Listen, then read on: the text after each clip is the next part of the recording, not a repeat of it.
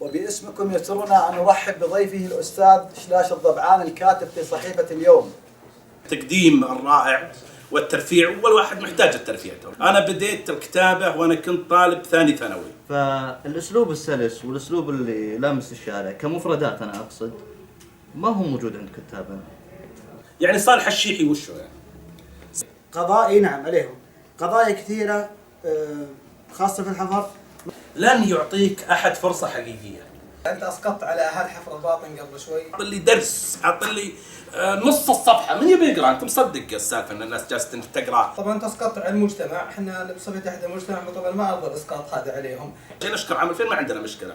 هل الكاتب بكل صراحة بحاجة إلى ناس مسوقين للمقالات مثل ما نشاهد الآن في تويتر؟ لن أعيش في نظرية المؤامرة واللطميات. وصار بيني وبين الأخ ناصر الهويدي رئيس النادي كلام قبل يومين، والرجل حتى أبدى استعداد أنه يستضيف. يعني حنا بعض الناس يقول حنا وضعنا ممتاز. نعم ممتاز، لكن ليس المكانة التي نستحقها. فلما يخصص أبو مالك 30% من حفر الباطن أعتقد أنه شجاعة. أنا بعارضك في الانحياز للشارع. إنه حرام المكانة اللي حنا فيها الآن كمحافظة حفر الباطن. يعني أعتقد هذه وصفة يعني مش مدروسة.